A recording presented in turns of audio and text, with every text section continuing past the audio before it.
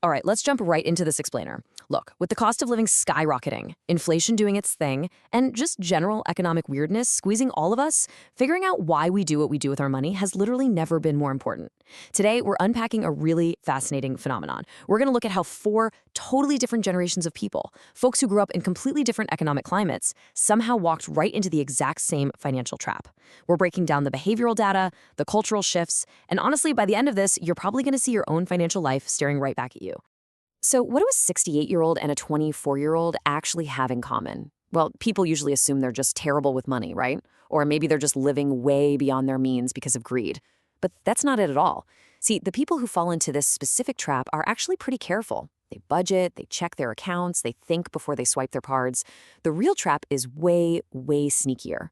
What they actually have in common is blindly following the unwritten rules their culture handed them about what success looks like.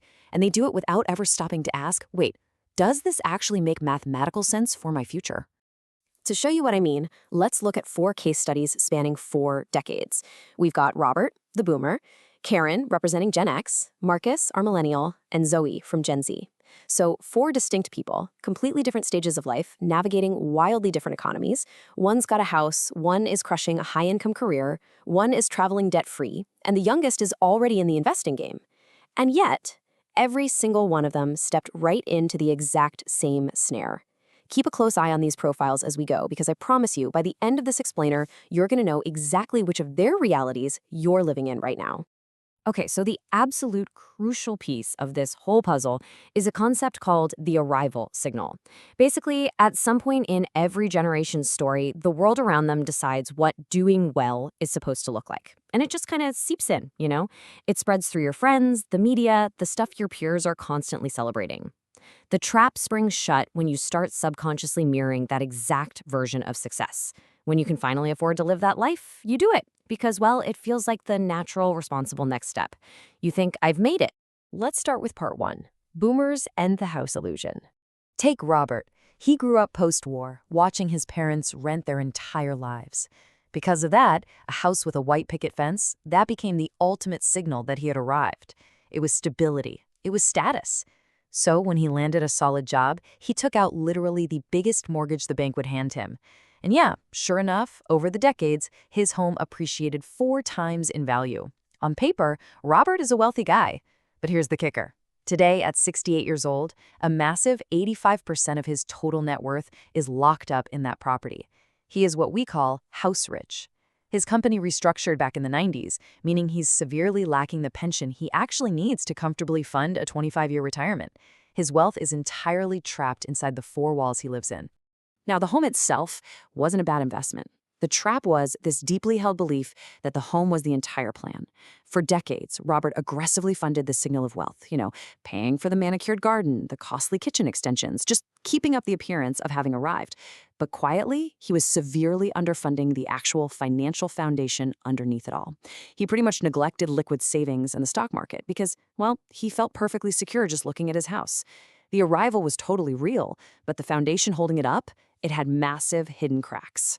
Moving on to part 2, Gen X and lifestyle creep. So Karen's generation was really shaped by the rise of dual-income households and this deep, driving desire to just earn more and have more than their parents did. Her trap was a lot quieter than Robert's. Professionally, Karen is a rock star. She hit a 6-figure salary by 38, easily out-earning her parents. But here's the catch. Every single time she got a raise, her lifestyle expanded to match it perfectly. Get a promotion, buy a bigger house. Land a bonus, upgrade to the luxury SUV. Have a great year at work, book an expensive overseas holiday. This is lifestyle creep in a nutshell. It's the exact same trap the boomers fell into, just wearing a sharp, business casual outfit. Karen successfully funded her arrival signal every single month, right there on direct debit. To anyone looking from the outside, she's the absolute picture of success. But her actual savings rate, it barely moved an inch. The gap between the money coming in and the money going out stayed exactly the same, just at progressively higher numbers. Now she's 52. She's only 10 years away from retirement, and despite pulling in a massive income for 2 decades, the math for her future is uncomfortably tight. She's got the lifestyle, but she absolutely does not have the runway. All right, part 3, Millennials and the experience trap. Now, Marcus and the millennial cohort had a really rough start. Their early financial foundations were pretty much wiped out by the 2008 crash. So when traditional arrival signals like buying a house or locking in a huge pension became completely unaffordable, right when they were supposed to be building them, culture backed a totally new unwritten rule. You've heard it a million times. Spend on experiences, not things, because you can't take money to the grave. The whole vibe shifted. It became all about travel, exclusive brunches, and premium subscriptions. The pursuit of physical equity was completely replaced by the pursuit of memories. To be clear, the trap wasn't the experiences themselves. Actually, those are great. The trap was using those experiences as a direct substitute for building actual compounding assets, all while the culture relentlessly cheered them on for being so enlightened. Fast forward to today, and Marcus is 38. He's got a fully stamped passport, an amazing camera roll, and thankfully, zero debt. But he has almost nothing invested. Instead of real equity, he carries around this vague, heavy anxiety about the future, an anxiety that he temporarily cures by, you guessed it, booking the next weekend trip. For Marcus, the lived life literally became the new costume. Finally, part 4, Gen Z and performing wealth. Look, Gen Z is arguably the most financially literate generation in history. They grew up swimming in finance content. They casually chat about index funds, side hustles, and compound interest at like 19 years old. But Zoe proves they haven't escaped the trap either. She actually knows the math. She proudly auto-invests 50 pounds a month, which is an awesome start. But at the same time, she drops 200 pounds a month on a trendy tech setup, aesthetic water bottles, and ultra-specific name brands. Why? Just to communicate, I have taste and I have arrived to an online audience of thousands. So Gen Z's trap isn't ignorance at all. It's performance. Social media has essentially weaponized the arrival signal. The sheer pressure of the algorithm, that constant need to curate a flawless feed, means this generation is falling into the exact same trap as the boomers. They're just doing it wearing a ring light with a perfectly styled background. They're using all the right financial buzzwords to perform wealth rather than actually building it. I mean, they post endlessly about financial freedom, while their daily spending habits quietly sabotage the very aesthetic they're trying so hard to project. Okay, let's talk about the escape plan. How do we actually break free from this thing? We've looked at 4 people across 4 decades falling into one singular trap, prioritizing looking arrived over actually being arrived.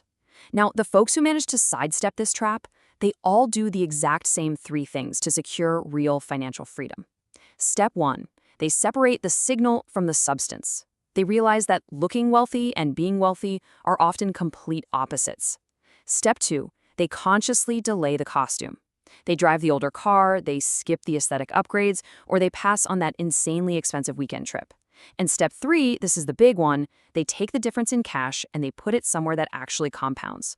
Which brings us to the ultimate takeaway rule for this entire explainer. Assets first, lifestyle second. Look, whether it means Karen banking half of every single raise instead of upgrading her car, or Zoe focusing on her actual investment balance instead of the visual aesthetic of being an investor, the goal is exactly the same. You absolutely have to prioritize building your assets until those assets are doing enough heavy lifting to genuinely pay for your lifestyle. I genuinely want you to sit with this for a second. Really think about it. Which version of this trap are you living in right now? Are you house rich like Robert? Are you dealing with quiet lifestyle creep like Karen? Substituting assets with experiences like Marcus? Or performing wealth like Zoe? Look, we all have an arrival signal screaming at us to conform. It's human nature. But the very first step out of any trap is having the courage to name it out loud. So, what's yours?